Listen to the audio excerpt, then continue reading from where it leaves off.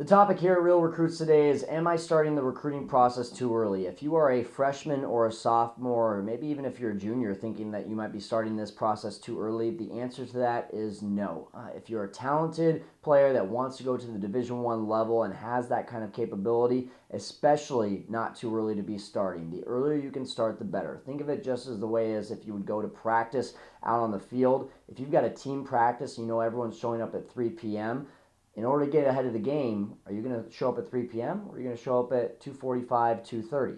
Okay, that's the same way with the recruiting process. Show up earlier to the game, show up earlier to the practice so that you can get ahead of the game.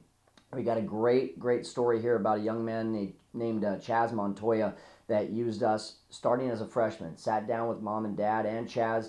He's a left-handed pitcher as a freshman, throwing 81 to 82. Mom and dad said, "Are we starting too early?"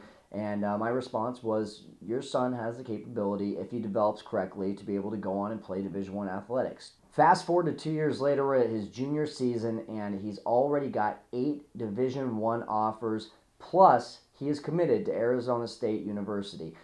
Dad tells me every day if he would have said no right there at freshman year, he's probably got 1 or 2 offers right now, and maybe Arizona State's not one of them. So that's a great example of a talented player starting the process earlier. If you're a smaller player still looking to develop and still trying to think, am I really what I want to show college coaches at this point in my career? Well, guess what? You can still use a video, you can still get your name out to coaches, and you can still keep them updated with what you're doing. And really, the key thing is if you feel like you're underdeveloped as a freshman or a sophomore, ask them questions. Ask them for advice. Coach, take a look at my video.